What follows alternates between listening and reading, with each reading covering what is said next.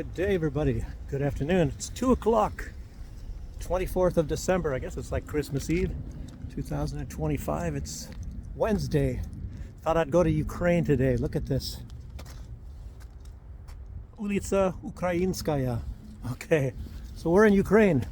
As you see, it's pretty cold outside. Everything's frozen. Let's see. It's like -7 or so, -7 degrees. I don't know how long I'm going to hold out if my fingers get frozen here. But let's talk about some Candace Owens, a favorite topic, and Ben Shapiro, Bitter Ben. We can talk about Bitter Ben. So they're both making the news a lot. I think Ben Shapiro sort of, he kind of, what do you say, imploded on his own. Let me see if I can show you guys the street a little bit first. I should have gone to the other mode. I can't switch now so easy, so I'll look at my funny face here. That's Santa Claus, I guess. Hey, I gotta get to work tonight. I gotta deliver some presents, I guess. But yes, and I was making some videos and I was mentioning that Candace Owens under pressure. You know, a lot of people are attacking her and pressuring her, and then she even talked about that in videos with other people. I think she talked with Jimmy Dore and said, "Aren't you going to attack me, everybody else?" But now Candace Owens is kind of on top. Everybody started looking at Ben Shapiro and noticing, well, everybody knows about Ben Shapiro. Somebody left some messages on one video, and they were in support of Ben Shapiro. I think they're just trying to maybe, you know, like Donald Trump upset the apple cart. Because I don't see how anybody can support Ben Shapiro. Ben Shapiro, you know, one of the things that actually exposed him, if you all got that, right after Charlie Kirk's death, he came out and said, well, now everybody should be supporting me because I'm like Charlie, and apparently they didn't really get along, you know. Steve Bannon came out in that Turning Point USA, and he really slammed Ben Shapiro, and I think Megyn Kelly didn't have much positive to say as well. And it's like Megyn Kelly has done so much for Ben Shapiro, has supported him in his worst times, and then he comes out and crucifies her and says that she's a coward or something like that. So he turns on his friends. You know, it's and that's kind of exemplary. What Candace Owens said, that she was pretty hot. That's the only time I saw Candace Owens actually go a little bit beyond the red line, her own red line, I think. She used the F word and everything. I don't know, but she said something about his midget horse that he came in on or something. It came into town. I don't know, but yeah, I don't know. Everybody is now talking about Ben Shapiro and exposing him for what he is. And Candace, yeah, she she said something about him being Talmudic Jew or something like that, and that and she said, and you know, unfortunately, she looked like she's using her emotions too much. But when you think about even what she said, sure, it was emotional, but it was actually true. Ben Shapiro, he probably doesn't like anybody outside of a certain couple of groups. One, you have to support him. If you don't support him, he's going to find some insults for you, like you're stupid, or you're a coward, or you're a traitor, or something like that. And even his own friends, I guess he was expecting, maybe demanding, it actually is demanding, I guess that's more of a demand, that everybody goes against Candace Owens because he doesn't like Candace Owens. And I don't, you know, I think he fired Candace Owens, and Candace Owens became much bigger than he is, and he lost a lot of support. And I guess that's why he's Bitter Ben. He's bitter. It's incredible. It's absolutely incredible. Old Bitter Ben. But there's other people actually still going after Candace, even though she is actually, I think she's gained her prominence back. That's rule number one that I was always saying is you don't start an argument with Candace Owens. I've been saying that for like a year. One person you don't argue with is Candace Owens. You don't, you know, because she always has receipts. You know, I don't even know how she does it, but she can shove something right back into your face if you start going after her.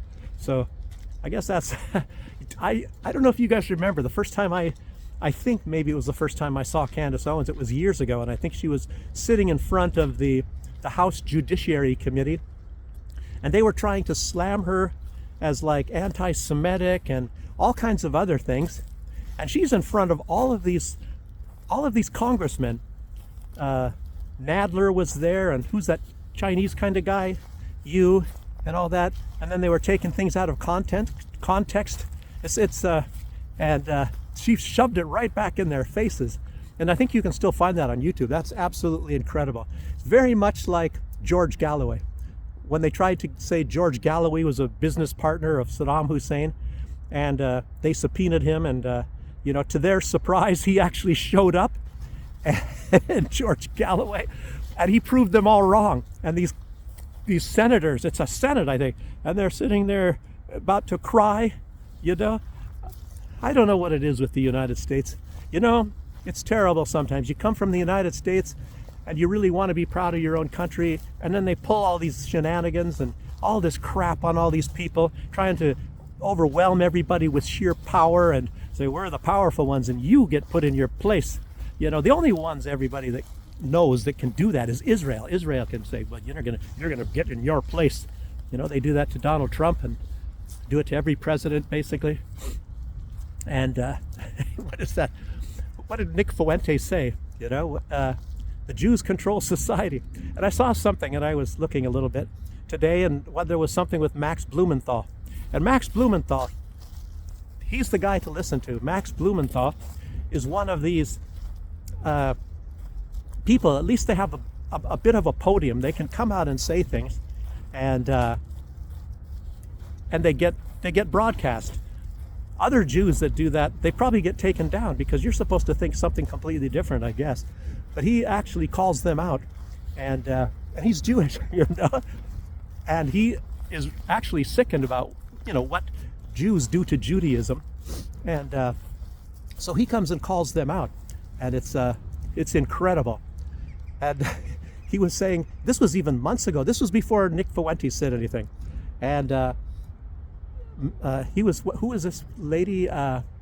Katie Halper? Does that sound right? It was on some show. It was 9 months ago, I guess. And it was, and he was even saying, all of these stereotypes about Jewish people, and they control everything and all that sort of thing. And then he said, yeah, well, sometimes they do. He said, it was actually pretty funny. And it's like undeniable. And I know, I don't know, is that a good thing, or is it a bad thing, or is it just a fact? And and to what ends? I mean, what are they going to do?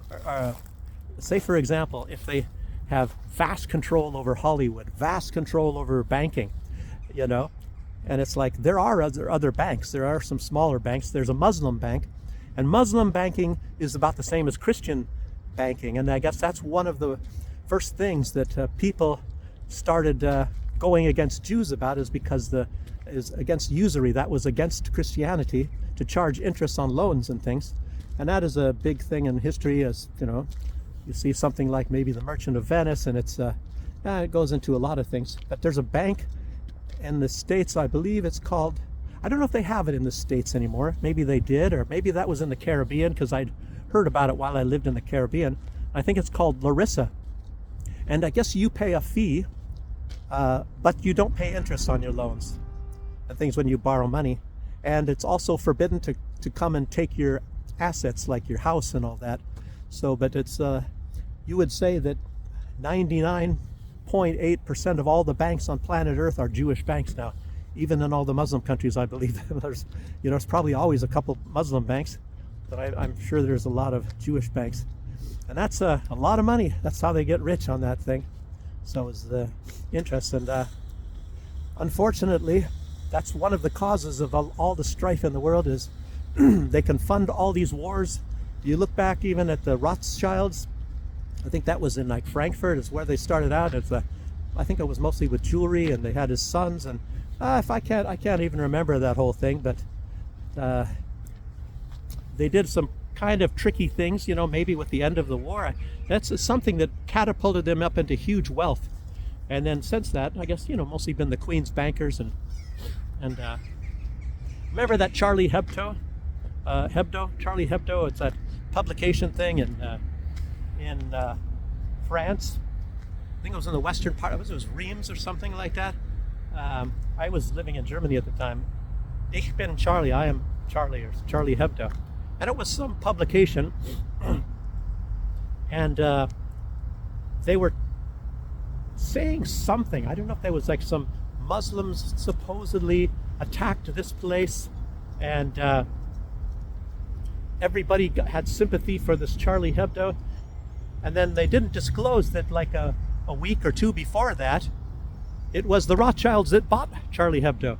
And it wasn't that they were it's because, they were doing slanderous things, making funny cartoons, or not even funny, I guess, to Muslims, naked pictures of Muhammad or something. But in fact, they did the same thing with Jesus.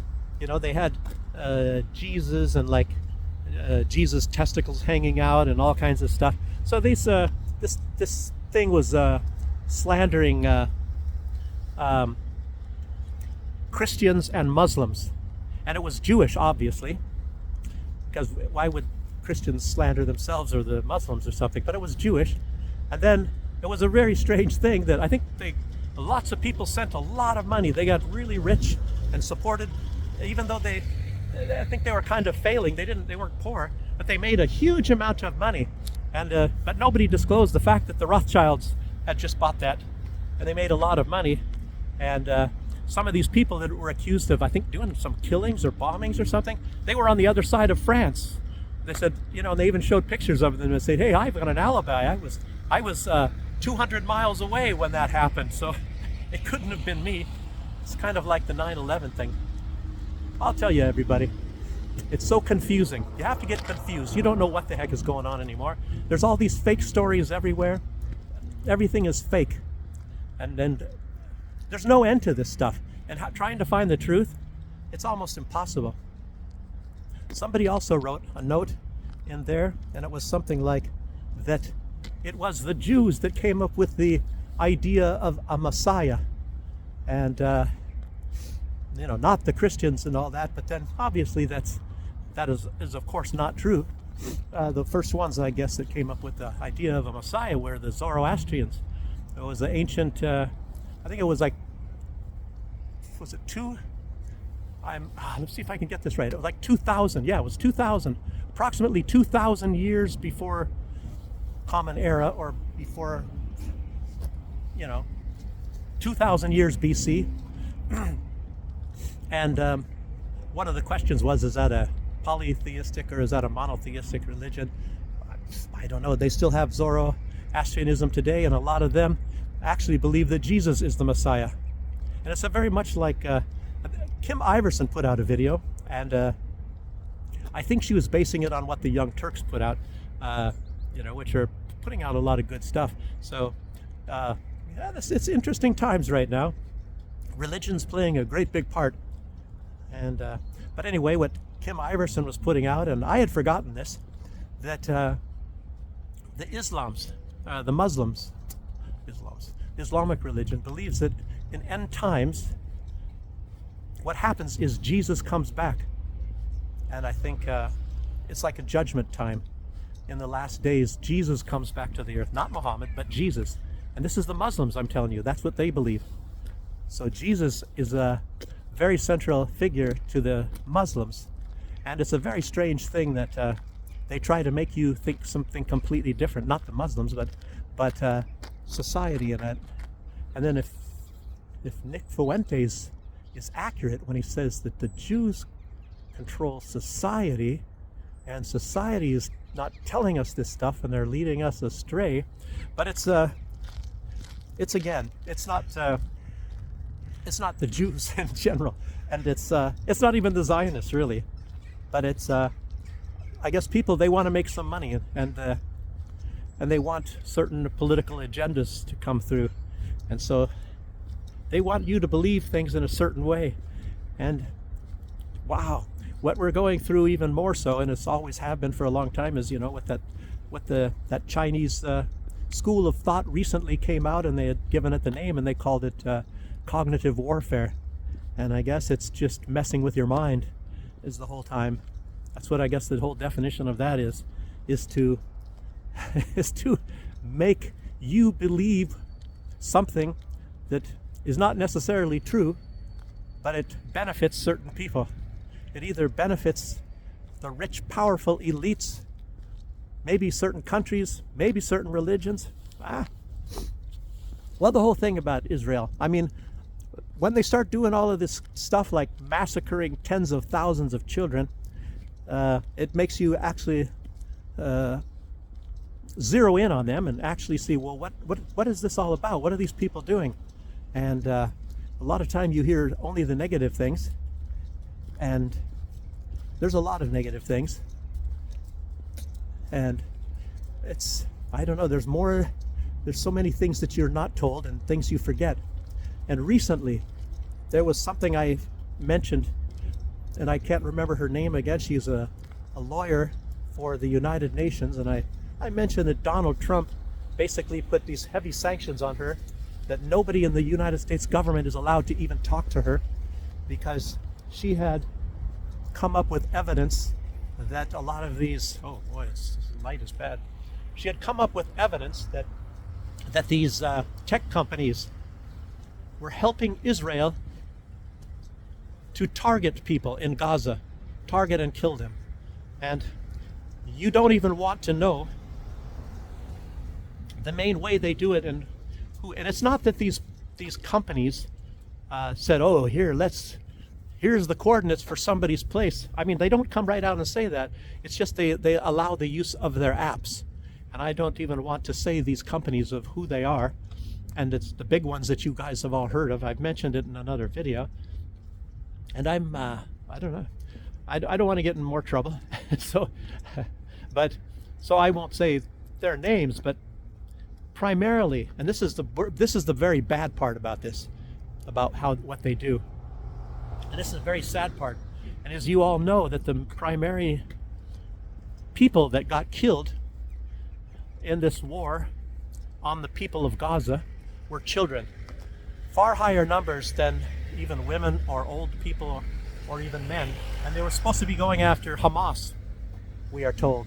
As you know, even Hamas, and it's a proven fact that Hamas was created by Israel, and they're funded by Israel. They were sending money to Qatari banks, and the Qatari banks sent the money back to Hamas. It's like, well, wow, this is really strange. They're funding these people that are supposed to be their biggest enemies. It doesn't really surprise. You know why? Because they need this. They need this, what they call anti-Semitism. And anti-Semitism, I guess, maybe in the modern definition means a hatred or dislike of Jews. But it used to mean somebody who didn't like Semitic peoples. And then if you go to Israel and you look at the Israelis are mostly all Europeanish types of people.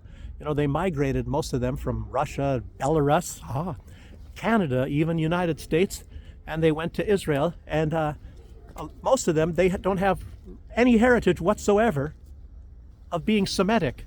But yet they are there persecuting the Palestinians, which are Semitic peoples. So in truth, the most anti-Semitic people that you will probably find on the planet are those people that live in Israel that persecute the Palestinians. And to be fair, I don't want to go against all Israelis, because there's a lot of really decent Israelis, and if there weren't, that it would be really bad. But a lot of those people, they have some courage, and they stick up for these people. Maybe a lot of them are kind of sick of it. If any of you have ever heard of Gilad Atzmon, who was a saxophone player, then they say that as far as on a saxophone, he was like a Mozart. He was a very gifted person. He was in the military, the IDF, and he had to serve there, and he didn't like what was going on, what he saw, and what he had to do, with Palestinians. So he went against that, and I believe he, if I'm not mistaken, I think he gave up his Israeli citizenship because of that. So, and he, for the most part, hates that part of Israel, the regime, and that part of their society. But then you have the Haaretz newspaper that also steps out, and they expose a lot of the dastardly things, and especially of Satan Yahoo. And I don't know that even there's probably not even that many Israelis that like Benjamin Netanyahu, and it might not be because them killing, especially children, but I think it's maybe his corruption, a lot of corruption. I always like to, I don't like to, but I always have to say that there's a big comparison with Israel and Ukraine. And it's not just that there's a lot of Jewish people in control, because obviously they can't really be Zionists if they are in charge of Ukraine and Zionists. Somebody said there's a person that apparently really hates me, and I left his comments up. He says I don't know what Zionism is or something. I probably know what Zionism far better than he does. It's really interesting. It's like your Ben Shapiro type peoples, that they pretend that they're the great rabbis, that they know everything, and that everybody else they speak to are a bunch of dummies or cowards or something like that. But whoever this guy is, why didn't he tell me what Zionism is? If I said it wrong, Zionism itself is extremely simple, but it's what becomes of Zionism. It's because of Zionism. Well, let me explain what it is. It's very simple. It is thinking that Jews have this right to a homeland. So, and it just turns out to be that they chose that area. They were offered other places, such as in a place in Russia, and they even built houses there. It was a really nice place, but of course they didn't want that. They wanted Palestine. So they got, so far they got that part of Palestine, and and then there's the Eretz Israel. That's also actually a part of Zionism, is Eretz Israel, Greater Israel. But but it's like, will be the first time that a religion gets a homeland, because you don't have a Christian homeland or a Muslim homeland or a Hindu homeland. I mean, it's like nobody declares this is a Jewish state, or a Christian state or whatever. You can have primarily a Christian society, but it's sometimes it's like maybe even floating that way. Scott Ritter, I don't remember who he was talking to, but he said back in the days, and it's like in my day as well, it was like religion was a personal thing. If you wanted to be Jewish or Christian or Muslim or whatever, you convert if you're not like that anyway. And if you're thinking of even, well, can you convert?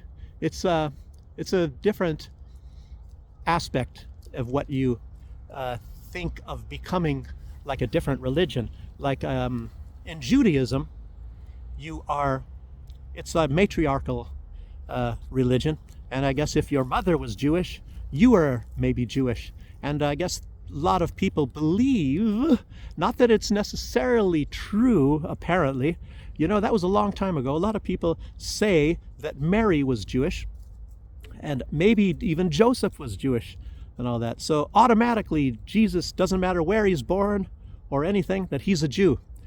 But that's only if you're a Jew, Jesus is a Jew. Because like in Christianity or in Islam, they have a different belief. In Islam, they believe that when a child is born pure, that children are pure. And a definition of our word in English, pure, one other definition is Muslim. So in a sense, you can say that all children are born Muslim. But you still have to have, like, I can't remember what it's called, Andan or something, some sort of a ceremony, I guess at some time, to acknowledge you into the faith. And it's not even really that official to have it done that way. And in Christianity, you're not born a Christian. I'm a born again! No, but you're not a born Christian. Funny saying that. You have to have the sacrament and baptism and all that. But if you also consider something about Jesus, he was born in the town called Bethlehem, and Bethlehem is Palestine. So he's a Palestinian, and that's absolutely true, and that's an undeniable fact. If you're Jewish, he's a Jew, but if you're not Jewish, then he is a Palestinian. So it's strange. I was looking just out of my own curiosity. I looked on whatever this AI thing is for Google, and a lot of time you ask questions, and the first word, like a yes/no question, and the first answer, it will be yes or it will be no. But then if you ask, was Jesus Jew? Certainly, it's like so obviously somebody's already tinkered with that. They tinkered with the AI to make sure that everybody must believe that Jesus was a Jew. But if you guys, and I know that most of the people on my channel have brains. I don't know about other channels or whatever like that. So you have to think, well, there's such a thing, and Donald Trump is trying to get rid of American birthright. So there would be no birthright citizen. So I don't really know what he's getting at. That's really strange. Maybe it has something to do with this too. So what I'm getting on this is that AI, they definitely fed it into it, that at least the one in Samsung, and that's really strange. Samsung, there's a back door in Samsung for the Israelis. Wow, that is really incredible. But let me tell you another thing. This person that I was starting to tell you about, now I just gave you a little bit more pre-information about that. I can't remember. I think she's Italian, and she was getting her PhD at the moment in Amsterdam. Strange, I don't remember. I think her name is, I don't even want to, because I'll probably get it wrong. But she's getting her PhD in Amsterdam, and anyway, that's the one I was just mentioning to you a minute ago, that Donald Trump put sanctions on her, that nobody in the United States government is allowed to talk to her because she exposed some things and has, I guess, the evidence of that. And the very worst part about this is, I was going to get to this, is that the Israelis, this is going to really shock you. The Israelis are using these apps to target Palestinians, do targeted killings or anything like that. And the sad thing is, this is a really sad thing, that the reason why so many children died in Gaza is because the Israelis were seeing, and they can use these apps to find out where children are at, because they're playing games on their cell phone computers, and then they would send bombs there to kill them, to go finding places where children are playing children's games, and they sent bombs to those places specifically to kill children. And that is a really shameful thing. And of course they say it's because they're going to grow up to be terrorists, so we have to kill them now. That is really bad. I mean, Israel, and that's what I'm saying, hopefully these good Israeli people are able to take down what monster they have in their government right now. And a lot of people are ticked off, and of course the word got around about the Hannibal Directive. If you guys don't know about the Hannibal Directive, as it is actually stated, and that's what they used on that October 7th, 2023. The Hannibal Directive is if there's any danger of any Israelis coming into the hands of Hamas, supposedly, that the IDF were given orders to kill, even if there are Jews there, to kill them. So even if they look like they're going to become prisoners of Hamas, kill them all. Like I said before, like some people said in our military is kill them all and let God sort them out. Yes, there's some pretty wicked crap going on in the world, and I remember, I think it was like the second or third day in basic training, when some in processing drill sergeant stepped from the pavement onto the grass. Everybody was told that you're supposed to shout out, "Blood makes the grass grow, kill, kill, kill." And I started to think, what kind of a crap did I get into here? Can I get out or something? I mean, I was thinking, oh my God, I'm just hoping it's not going to be like this all the way through the military. I tell you what, you get this sinking feeling and thinking you're in with a bunch of friggin' homicidal killer idiots, Anyway, luckily not. You get a lot of these bad things that happen in the military. You got enough war stories to keep you up all night. Gosh, people doing some real bad stuff too, and real bad stuff. And I'm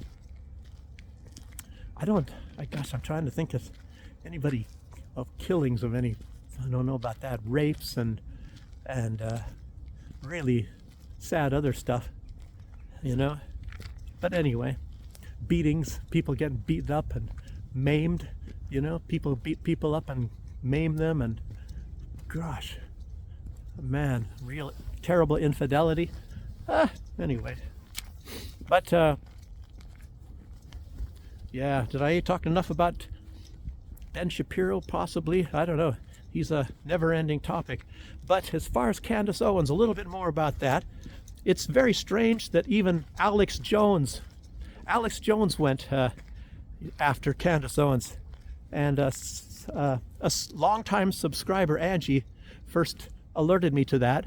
I don't know how Angie got a hold of this much earlier, because I think now I just saw that Jackson Hinkle put up a video that he's going to be talking about it, but I think you have to be a member or something, which means you have to spend some money or something to get that video. Maybe a part of it will come out at some time, I don't know, but I didn't watch that. But Angie somehow got this, and yeah, he was saying that something as to the effect that Candace Owens is crazy or a conspiracy theorist or something like that.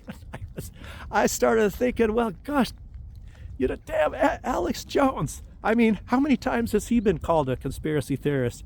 So he should know better. He should know better to be going. I don't know. Is that something like the pot calling the kettle black or something? I really don't know. I don't know about that. Why does he do that? So he's been attacked. So it's like you shouldn't forget where you come from. I don't know, but Candace Owens. She's far less crazy than some of the stuff Alex Jones came up with, but Alex Jones is right most of the time. So a lot of the things that we all, even all of us thought, that sounds a little bit crazy, but even if you've been in the government, you don't even have to. And you've seen some of the stuff that the United States does, and you can't believe, are they really doing? Look at the European Union. I mean, how can you get more crazy than that? I mean, actually doing things that clearly, seriously hurt your country, and yet they're doing it. I mean, you see the same thing in the U.S., but you guys all know that somewhere in the background there's some rich people or a corporation or something like that. They're doing something for them, for the corporation, and therefore they get a little bit of a kickback and they get to stay in office, that they're going to cheat on the vote enough to make sure that those people stay in office and stay in power. It's just unbelievable. Then you can talk about Marjorie Taylor Greene, this woman who actually does put America first, and she puts the little guy first. Look at these women that got taken advantage of by Epstein, and Donald Trump promising that he's going to go after all these rich, powerful pedophiles, and then from one day to the next he switches over and says it's all a hoax, and then they put out these files just recently, as you all know, and they're all redacted. It's just big black pages. Somebody was, I think it was some congressman up there, and he had a cell phone, and he's showing all these pages, the redact, and he's going through his cell phone. Nothing but blacked out. The entire pages are blacked out. Hundreds of them. There's absolutely nothing on there because they blacked them all out. It's all blacked out. It's and then they said they released the files. I guess it was because people were pressuring them, because I think it was even Thomas Massey said, you promised to release the files by such and such a date, and our Trump regime is hoping that nobody's looking. And it's not really even so incriminating to Trump necessarily. I saw something, and I think it was released today, or somebody at least found it, and it was like some kind of a cheapo baseball cap, and it said, like it was kind of a, like a, what do you call it, a logo or something of kind of a naked girl or something, and it said Trump's princess or something like that.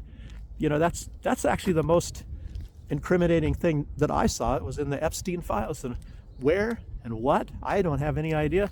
It doesn't sound incriminating at all, but it's, seeing Donald Trump, wearing his suits or whatever with some young girls, it's not incriminating necessarily, That one with the Polaroid that I told you about, that was even a month ago, and that was even shown. They showed one of them, but I guess there's 3 of these photos, and that is kind of revealed. These are like girls, like 13 years old, and they're looking like they really are into. Yeah, нет деньги. Yeah, sorry. Somebody wants some kopeka, which means normally probably other money. Actually, come to think of it, I do, but I don't want to take this backpack off. I could have given the guy some change. I don't know. But what was I saying?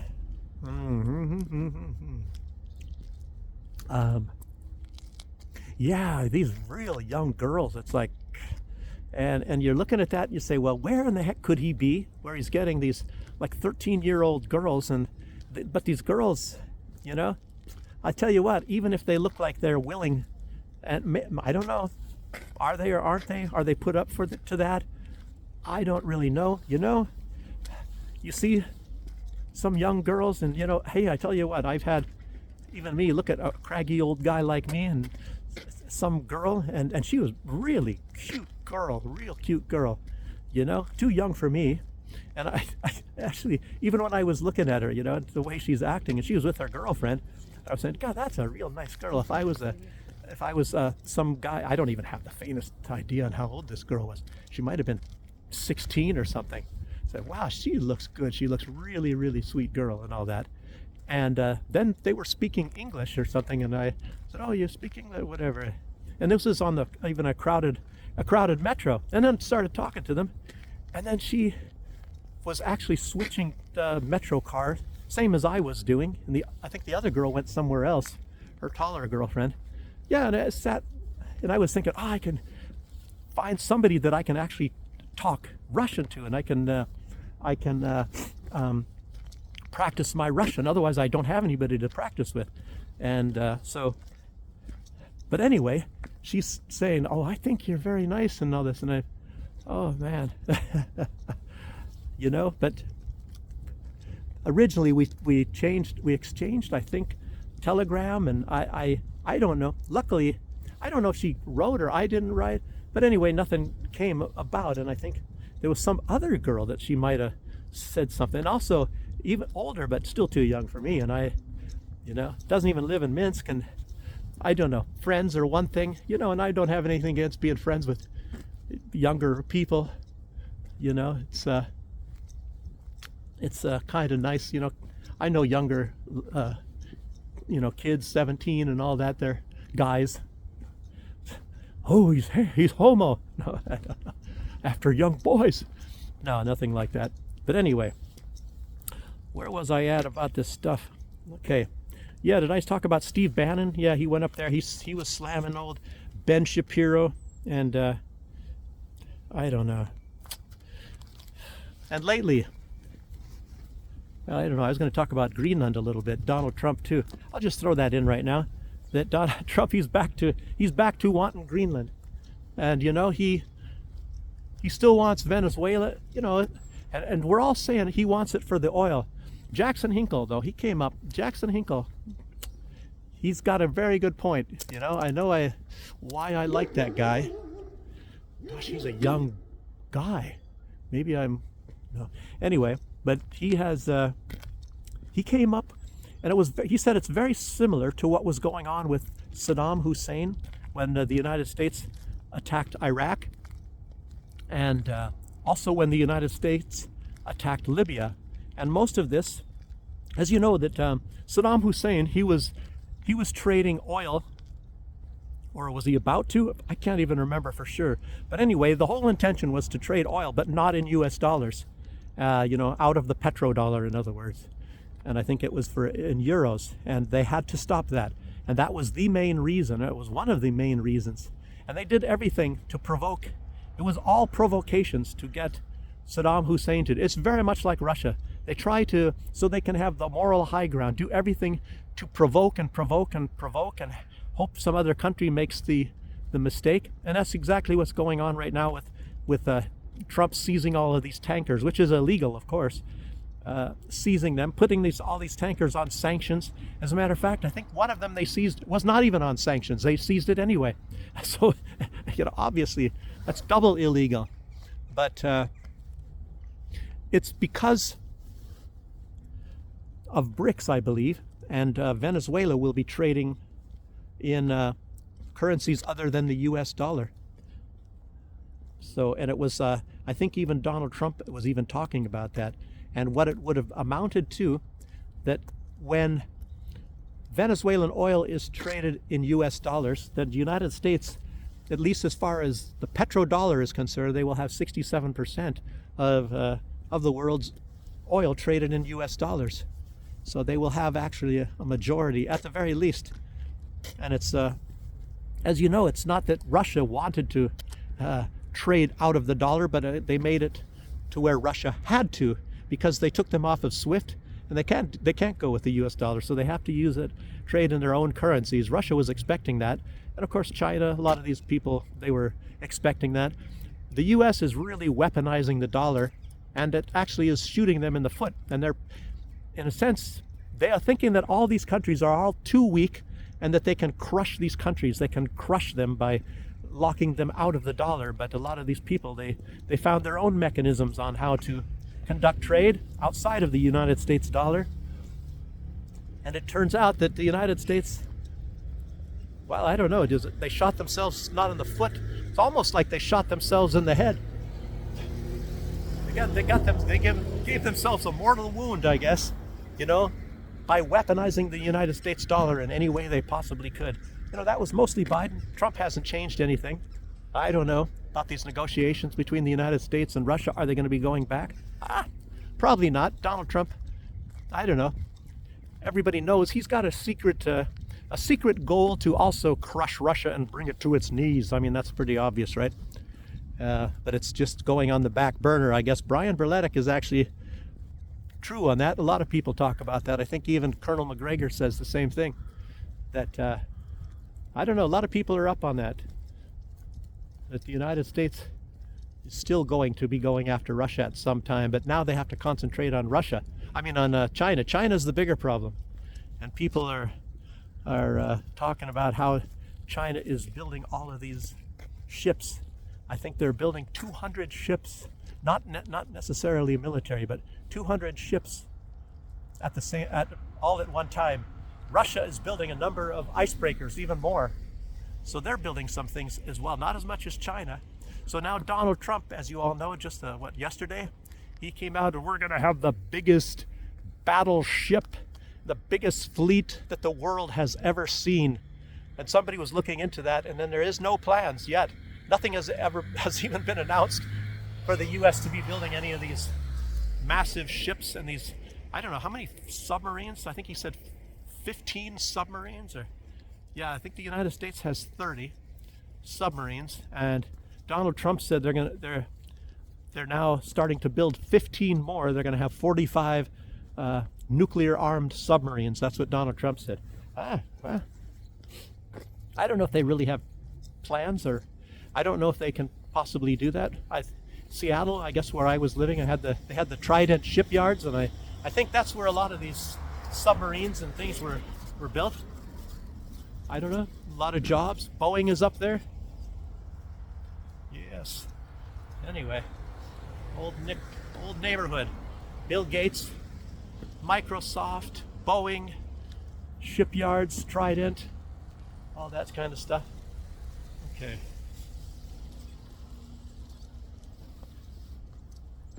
Okay, I think it was also Scott Ritter that was talking about Donald Trump.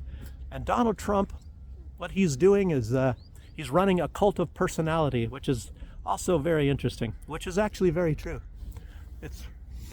It's one reason also, apparently, that you can see why he has been throwing, or has thrown already, Marjorie Taylor Greene under the bus.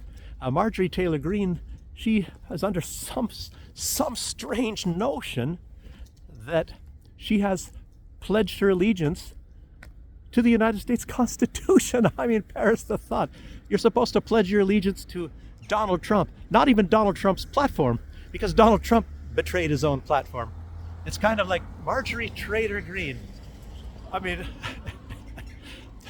it's very strange. I remember, driving in Germany. You drive up from Heidelberg, where I was stationed, and had to go very often to Rhein-Main Air Base, to pick up congressmen and generals and presidents and things like that. And so when you're driving on what I think it was it's a long time ago. You're driving on the Autobahn, and you think, okay, I'm on Autobahn 5. All I do is just go straight up, and then I'll wait till the signs for Rhein-Main Air Base or whatever the deal is, and then that's fine and dandy. However, that's not the case. You have to exit off of Autobahn 5 to stay on Autobahn 5 because it changes names. So I think I don't know if it was 61. So first you're on Autobahn 5, and then if you're not paying attention, then you're driving. You say 61. You see the signs that you're on 60. I didn't exit. I stayed on number 5. I'm on Autobahn 61. How did that happen? So you have to exit off of 5 to stay on to 5, and it's very much like like this thing with Donald Trump and Marjorie Taylor Greene. So she has this thing. This belief, I don't know where she gets it, that Donald Trump was going to go after the pedophiles, that he wasn't going to be doing regime change, or bombing other countries that have nothing to do really with the United States. I mean, how did she get this idea? No, but anyway, that was supposed to be Donald Trump's plan, and then all of a sudden Donald Trump he's wanting regime change in Venezuela. He's bombing Yemen. He bombs Iran, and then he's not going to be going after the rich pedophiles. Oh. He's not going to be going after the rich pedophiles after all. So Marjorie Taylor Greene, she's on the same Autobahn, but I guess she's supposed to have exited to stay on the Trump Autobahn 5, I guess. So soon she found herself that she's on Autobahn 61 when she never even got off. She never got off of 5, and she's not on 5 anymore. I don't know. That's about how I can put that analogy there. But like I said, Scott Ritter's calling Donald Trump, what he's actually doing is a cult of personality. And it's very much, if you don't know what a cult of personality is, a lot of people were talking like Stalin or another guy named Adolf. Adolf from Germany in the 1930s. Hutensacker, Hutensacker. No, that was Charlie Chaplin. Oh, I was talking about Charlie Chaplin the other day. Do you know that movie called The Great Dictator? If you guys have heard about that, he made it, I believe. What was that? In the 1930s. I think maybe it was in 1933. That was even before old Adolf started really starting the wars and all that. But everybody kind of knew what he was about at that time. Anyway, but Charlie Chaplin played a kind of a doppelganger of old Adolf in those days. But did you know that movie was banned in the United States? You were not allowed to play that movie in the United States. I think the first time it was played was the 1970s. Is that incredible? A black and white movie from those days? Wow. So that's just so you guys know, Charlie Chaplin, it's quite a history. Finding out about Charlie Chaplin, what was going on with Charlie Chaplin and around Charlie Chaplin back in those days. So, yeah, very fascinating. Okay, but let's see, what was I saying about Charlie Chaplin now? Yeah, cult of personality. Um, yeah, Adolf. So what was it like? You know, if you can think back then, um, they said that the main reason, I had a professor, very, very good professor, you know, knighted by the Queen of England, Sir John Bridgman from the University of Washington, and he was extremely good, a good lecturer. He didn't write any books really or nothing. One of his, but you take a class from him, even the fourth year as getting an undergraduate degree, and you still have 400 people in the classes. Normally, if you take from some other professors, you might have 15, maybe 20 people in the class at the maximum. But with his, you get 400 because he was such a fabulous lecturer, and you don't really get to talk to him too much. And he's very hyper. And I knew his wife. She was a counselor at the history department, and she was the one basically that told me I got these honors. I graduated Phi Alpha Theta because I had really good grades in history. So, but in any case, him talking even like a lot about Adolf and what things were like there. And you know, I learned in the class at that time, you know, the first thing, of course, Adolf did was he invaded the Sudetenland, you know, which was the northern part, I guess. That's part of Czechoslovakia, the Czech Republic. And if you can imagine what really happened then, the Czech people were cheering when he came there. So they wanted to be a part of Germany at that time. And so that went off very easily. And soon after that, of course, it was the invasion of Norway, and that was the first time airborne troops were used. They parachuted down, and it was like people couldn't believe it. You know, people flying out of the sky on parachutes. And of course, the reason why he took Norway, I guess, is to secure an oil supply. And wow, that's really weird. Greenland, you know, and Venezuela, an oil supply. Anyway, nice cat here. I'm going to see if I can show it to you guys if he doesn't take off. Looks like a male. Hey. Oh. Don't know if you guys saw that. He's gone. Real furry orange cat. But anyway, so Donald Trump trying to secure some oil, but I think Jackson Hinkle might be onto something. He's probably right about it because it's being traded in U.S. dollars, the hegemony of the United States dollar. Donald Trump has even said that he's going to destroy BRICS because he thinks they're going to try to create their own currency. And apparently, what is that currency? Nobody's ever talked about that there is any kind of a currency at all. Why didn't he go after Europe when they came up with the euro? That's pretty strange. Anyway, I always like this house. It looks like they did paint it. I've come by here before. It was kind of messed up, but they put another coat of paint on it, if you guys can see it. Interesting. Okay, I'm going to try to end this pretty soon here.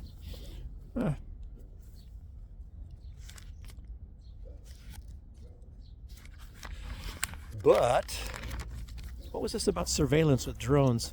I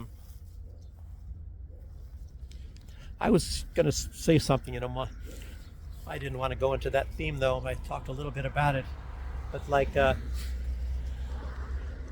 it still kind of sticks in my mind when Donald Trump was at this thing for this Hanukkah thing or whatever, and Mark Levine said, Trump, and he had his arm around Trump, and you know, like talking about Trump as being the first Jewish president. And I guess Donald Trump said twice, it's true. And I think Donald Trump actually is Jewish, but you know, it's not apparently that popular to say that. And what is it about? I don't even remember what they said. The percentage of Jews in America, like 4% of the people in the United States are Jewish. You know, even if it's like, I don't know, what is it? 60% of the Supreme Court is Jewish, and in government, a huge amount is all, and Hollywood and everything. So in certain industries, but I guess maybe in the general population, it's only 4%, as they say. I don't know. What is true? Maybe I got bad information on that. I'm not going to say that it's accurate. I don't know if I just heard it somewhere, but you know, and I think Johnson was the first Jewish president, Lyndon B. Johnson, and of course he was a closet. They call closet Jewies. And you know, I mentioned that a day or two ago about the USS Liberty. You know, when Israel destroyed the ship, for the most part, it barely made it into harbor, and they killed a lot of people. The Israelis, they attacked a U.S. ship in 1967. Kind of an eventful year, but it's like very much like what even Max Blumenthal is saying is and the Mossad, you know, all you have to do is know the motto of the Mossad: by way of deception thou shalt create war.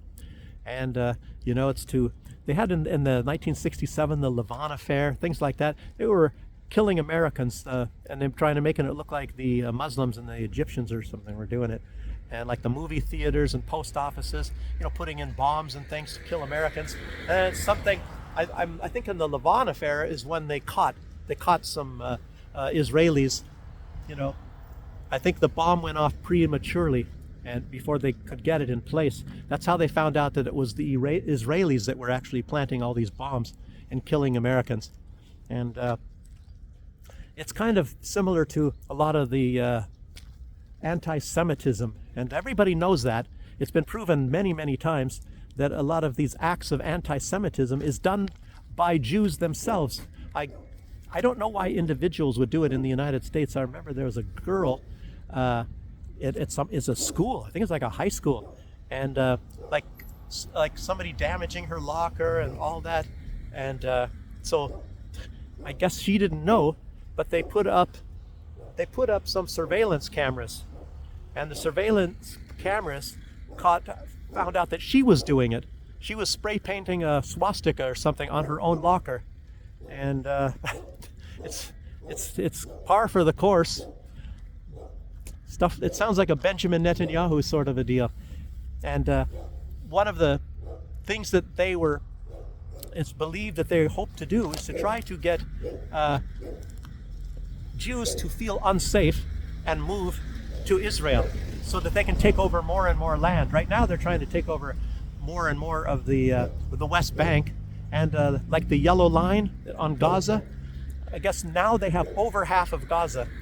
That now has become Israeli because they keep pushing the yellow line. I mean, no surprise there. It's like what Netanyahu calls a fence. It's not a wall, it's a fence. You know, and he says, because a fence can be moved, and I guess, oh, now we know why. It's a good, you know, why it's oh, it sounds so nice that it's a fence. So we put up a fence.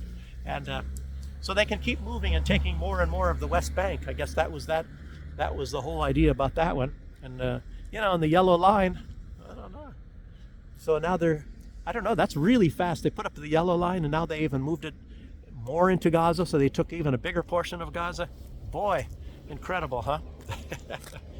I mean, who would have thought? Who would have thought? Yes. I thought I had almost everything. I still have quite a bit here. Yeah, I was going to actually say that religion today is starting to get to be like a blood sport, like in the old days, you know, like maybe around the Crusades or something like that. I don't know. It's difficult because I don't want to be a silhouette kind of messed up, and I don't want to have this sun in my face.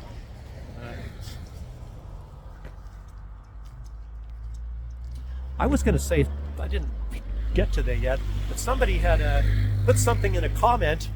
There's that one video I had. I've got like over 1,000 views, 1,100 or something.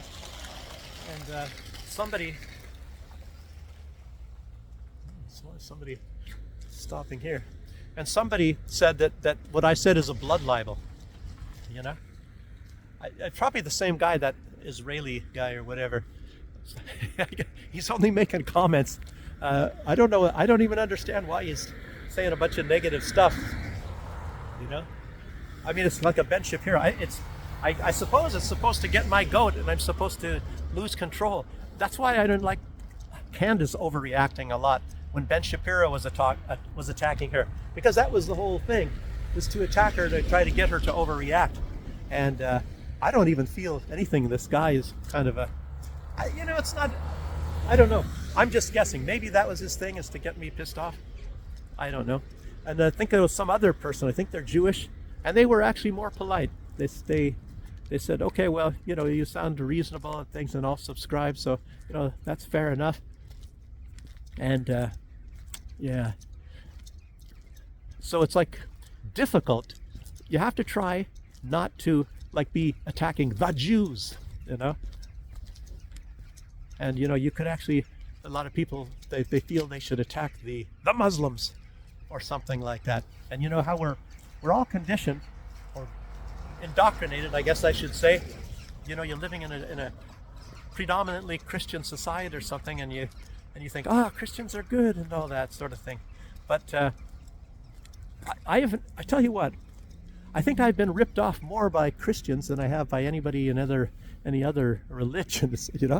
I've never been ripped off, really. One Jew, that I told you guys about that one time, but I've known other Jews, and and I've had dealings with Jewish businesses, perfectly fine, no problem, and the most acts of, I guess, compassion. This is going to surprise you. The more acts of compassion I've seen from any of those three linked religions are from Muslims. It's absolutely incredible. Especially, let me just give you the example. I was leaving Germany, and I had to sell a lot of my stuff because coming over here. Or no, what was it? I was leaving Germany to go to the Caribbean. Excuse me, and I moved around a lot, and I didn't have that much time, so I had to sell some stuff. And there was a Muslim guy in the building I was in, and I had bicycle. I'd driven for years. I did a lot of bicycling, long distances, 16 kilometers to and 16 kilometers back to work every day. And so it had a lot of mileage on it, that one. He had a bicycle already, and he bought my bicycle, and he bought it for nearly the price of what I paid for. Or no, not what I paid for it, but what it was. I probably paid too much, but for what it was actually selling for in a store. And he bought other things too. I don't think he really even needed it, these things. And I said, you have a bike? I said, why you buy? He said, I have to help you. And it's like, I couldn't believe it. But I've had things. Once I got out of the army, I remember, and I was trying to, get some work and things, and starting someplace and all that. And the people that helped me then, there was a guy, and he had like a epilepsy problem and all that, and he had some physical problems, and he was normal in his head, perfectly. I mean, decent thinking guy and all that. So he wasn't no psychological problems and everything, and very nice. And he said I could stay with him at his place, on the couch or whatever the deal is, till I can get something else set up. Of course, the landlady said I can't, to get out of there. But I was there, I think, a week or something like that. So he was a Seventh-day Adventist. So I've had other Seventh-day Adventists too. So they're I don't know. I don't like anybody saying bad stuff about Seventh-day Adventists, because I have never had any bad experiences with them. So that's just saying it. Okay. So what else? Keep going. I got some over an hour already. Anyway, blood libel. I was going to say that was supposed to be. I forgot to mention it. That's like that you believe. I think it was like Middle Ages. Somebody said I am committing a blood libel. But blood libel. The only definition of a blood libel, I guess, is somebody who was drinking. That they said that Jews were drinking Christians' blood, and that was in the Middle Ages. And Benjamin Netanyahu, he's the one that came up with this recently. So I guess other Jews are now saying, aha, that's the new anti-Semite. So instead of calling them anti-Semites, you say that they're committing a blood libel. So somebody said that, I guess in that video I did last time too. That's incredible. I don't know. So I guess that's the cue. I guess everybody's got the mission now to be accusing other people that don't support Israel killing babies, you're supposed to say it's a blood libel. Okay. Yeah. But anyway, even as in Candace, what she was doing, when she got angry, stepped over the line a little bit. Cenk, if you guys know the Young Turks, mostly the Cenk and Anna, and yeah, they're good. And this Cenk was saying how all religions are, they have something kind of negative, and it's not just in what is it, this Talmudic Jews or whatever, that says you should be cheating everybody. You should cheat the Christians and cheat everybody out of their money and stuff. I don't know, because there's a lot of negative stuff and I think maybe even Islam. And people say this, what is it, jihad? But I guess there's like two jihads. There's a big jihad and a small jihad, and one of them is to fight against temptation. So that is I guess that's the big jihad. So you're tempted to do this, and a lot of them, of course, are apparently failures of it when they get to Germany and into the UK, when they start going around and raping women. So they, I guess they're not very good at that jihad. They need to fight that temptation a lot more. And the other one is when I think the religion is in danger, that you're supposed to, protect the religion. And I don't know. I guess it depends on how your perspective on that is, because it looks like a lot of time the religion is under threat by certain people. I don't think Donald Trump likes Muslims at all, but he only likes that guy from Syria. I don't know. I think somehow that guy should start to feel, am I a tool? Am I being used as Donald Trump's tool? But must be something about that. I don't know. Okay.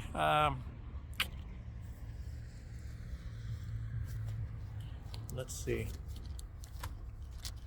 I talked about that already. Well, I was mentioning it has to be emphasized, that this anti-Semitism is being manufactured. It's, totally disingenuous. That's what I don't know why they do that to make it. But I tell you, when they do that, they do make people become anti-Semitic. It is a tool to make people hate Jews. And I think maybe even Max Blumenthal says that, when it actually does work. And it's a lot like even being racist. Like, I remember growing up and through the military, I really didn't see any racism. Nobody talked anything bad about Jews or about blacks or anything. It's like, well, what, and then you hear about racism and you say, well, I'd never really experienced it. I never seen it really. And then, but now you see that some people actually are that way. And it's not necessarily just because of this migration stuff. It's part of this is from this BLM stuff, and that was actually engineered by George Soros and Barack Obama and other people. And I guess the whole point was to get people to be racist, to make you racist. And that's apparently the object of the open society and George Soros and their whole thing, is to get everybody to fight each other. And while you're busy fighting, well, we are busy fighting each other, you don't look at the people that are ripping us off. The elites and maybe the people like from Israel and all that. I mean, I don't know. Well, they like to fight too. They like to go fight everybody, accuse everybody of being anti-Semites or something like that. So, I mean, that's I guess that's how to do it. And then get bombs from the United States, bomb everybody, and that's how to get what you want, I guess. Yeah, but yeah, Trump. Yeah, I was going to also say, part of the news, I guess they're still chasing that tanker, one of these oil tankers. I guess they didn't stop, and I guess the Coast Guard is still trying to chase this oil tanker across the Atlantic. Yeah. So anyway, I think I covered most everything. It's a long video. Probably some little things I left out, but anyway, everybody, I got like 1,000 subscribers. That is pretty cool. I don't get as many views. I get like on some videos. That one, like I said, I got a lot of views. I don't understand why that is, but and I know that I've seen YouTube taking views away from me, and I think they do that to certain other people as well. Like when you get views and they start shaving them down, or I don't know. purposes. I can only guess. I don't know. But anyway, it's a long video. And thank you guys for joining me. And push the like if you didn't. And I'll see you next time. Bye-bye.